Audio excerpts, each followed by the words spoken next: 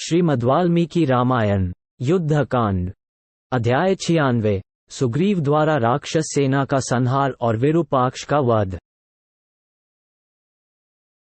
इस प्रकार जब रावण ने अपने बाणों से वानरों के अंग भंग कर डाले, तब वहां धराशायी हुए वानरों से वो सारी रणभूमि पट गई। रावण के उस असह्य बाण प्रहार को वे वानर एक क्षण भी नहीं सह सके, ठीक वैसे ही जैसे पतंग जलती आग का स्पर्श क्षण भर भी नहीं सह सकते हैं। राक्षस राज के तीखे बाणों की मार से पीड़ित हो वे वानर उसी तरह चीखते चिल्लाते हुए भागे, जैसे दावानल की ज्वालाओं से घिरकर जलते हुए हाथी चीत्कार करते हुए भागते हैं। जैसे हवा बड़े बड़े बादलों को छिन भिन कर देती है, उसी प्रकार रावण अपने बाणों से वानर सेनाओं का संहार करता हुआ सम्रांगण में विचरने लगा। बड़े वेग से वानरों का संहार करके वह राक्षस राज सम्रांगण में जूझने के लिए तुरंत ही श्री रामचंद्र जी के पास जा पहुंचा। उधर सुग्रीव ने देखा वानर सैनिक रावण से खदेड़े जाकर समरभूमि से भाग रहे हैं। तब उन्होंने सेना को स्थिर रखने का भार सुषेण को सौंपकर स्वयं शीघ्र ही युद्ध करने का विचार किया। सुषेण को अपने ही समान पराक्रमी वीर समझकर उन्होंने सेना की रक्षा का कार्य सौंपा और स्वयं वृक्ष लेकर शत्रु के सामने प्रस्थान किया। उनके अगल बगल में और पीछे समस्त वानरयुक्त पति बड़े बड़े पत्थर और नाना प्रकार के वृक्ष लेकर चले।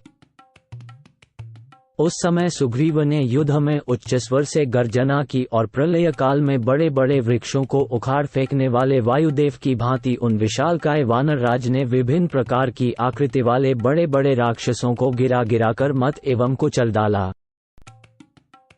जैसे बादल वन में पक्षियों के समुदाय पर ओले बरसाता है, उसी प्रकार सुग्रीव राक्षसों की सेनाओं पर बड़े बड़े पत्थरों की वर्षा करने लगे। वानर राजा के चलाए हुए शैलखंडों की वर्षा से राक्षसों के मस्तक को चल जाते और वे ढहे हुए पर्वतों के समान धराशायी हो जाते थे। इस प्रकार सुग्रीव की मार से जब सब ओर राक्षसों का विनाश होने लगा तथा वे भागने और आर्तनाद करते हुए पृथ्वी पर गिरने लगे, तब विरूपाक्ष नामक दुर्जय राक्षस हाथ में धनुष ले अपना नाम घोषित करता हुआ रथ से कूद पड़ा और हाथी की पीठ पर जा चढ़ा। उस हाथी पर चढ़कर महाबली विरूपाक्ष ने बड़ी भयानक आवाज में गर्जना की और वानरों पर वेगपूर्वक धावा किया। उसने सेना के मुहाने पर सुग्रीव को लक्ष्य करके बड़े भयंकर बाण छोड़े और डटे हुए राक्षसों का हर्ष बढ़ाकर उन्हें स्थिरतापूर्वक स्थापित किया। उस राक्षस के पैने बाणों से अत्यंत घायल हुए वानर राज सुग्रीव ने महान क्रोध से भरकर भीषण गर्जना की और विरूपाक्ष को मार डालने का विचार किया। शूरवीर तो वे थे ही, सुंदर ढंग से युद्ध करना भी जानते थे। अतः एक वृक्ष उखाड़कर आगे बढ़े और अपने सामने खड़े हुए उसके विशाल हाथी पर उन्होंने उस वृक्ष को दे मारा। सुग्रीव के प्रहार से घायल हो वह महान गजराज एक धनुष पीछे हटकर बैठ गया और पीड़ा से आर्तनाद करने लगा। पराक्रमी राक्षस विरूपाक्ष उस घायल हाथी की पीठ से तुरंत कूद पड़ा और ढाल तलवार ले शीघ्रतापूर्वक अपने शत्रु सुग्रीव की ओर बढ़ा। सुग्रीव एक स्थान पर स्थिरतापूर्वक खड़े थे। वह उन्हें फटकारता हुआ सा उनके पास जा पहुंचा। ये देख सुग्रीव ने एक बहुत बड़ी शिला हाथ में ली, जो मेघ के समान काली थी।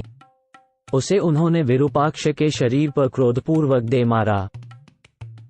उस शिला को अपने ऊपर आती देख उस परम पराक्रमी राक्षस शिरोमणि विरूपाक्ष ने पीछे हटकर आत्मरक्षा की और सुग्रीव पर तलवार चलाई। उस बलवान निशाचर की तलवार से घायल होकर वानर राज सुग्रीव मूर्छित होकर थोड़ी देर धरती पर पड़े रहे। फिर सहसा उछलकर उन्होंने उस महासम में मुट्ठी बांधकर विरूपाक्ष की छाती पर वेगपूर्वक एक मुक्का मारा। उनके मुक्के की चोट खाकर निशाचर विरूपाक्ष का क्रोध और बढ़ गया और उसने सेना के मुहाने पर उसी तलवार से सुग्रीव के कवच को काट गिराया। साथ ही उसके पैरों का आघात पाकर वे पृथ्वी पर गिर पड़े। गिरे हुए सुग्रीव पुनः उठकर खड़े हो गए और उन्होंने उस राक्षस को वज्र के समान भीषण शब्द करने वाले थप्पड़ से मारा। सुग्रीव के चलाए हुए उस थप्पड़ का वार वह राक्षस अपने युद्ध कौशल से बचा गया और उसने सुग्रीव की छाती पर एक घूंसा मारा। अब तो वानरराज सुग्रीव के क्रोध की सीमा न रही। उन्होंने देखा कि राक्षस ने मेरे प्रहार को व्यर्थ कर दिया और अपने ऊपर उसका स्पर्श नहीं होने दिया। तब वे विरूपाक्ष पर प्रहार करने का अवसर देखने लगे। तदनंतर सुग्रीव ने विरूपाक्ष के ललाट पर क्रोधपूर्वक दूसरा महान थप्पड़ मारा, जिसका स्पर्श इंद्र के वज्र के समान सह था। उससे आहत होकर विरूपाक्ष पृथ्वी पर गिर पड़ा। उसका सारा शरीर खून से भीग गया और वह समस्त इंद्रिय गोलकोण से उसी प्रकार रक्त वमन करने लगा जैसे झरने से जल गिर रहा हो।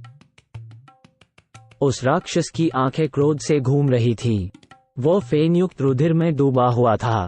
वानरों ने देखा विरूपाक्ष अत्यंत विरूपाक्ष, कुरूप नेत्र वाला और भयंकर हो गया है।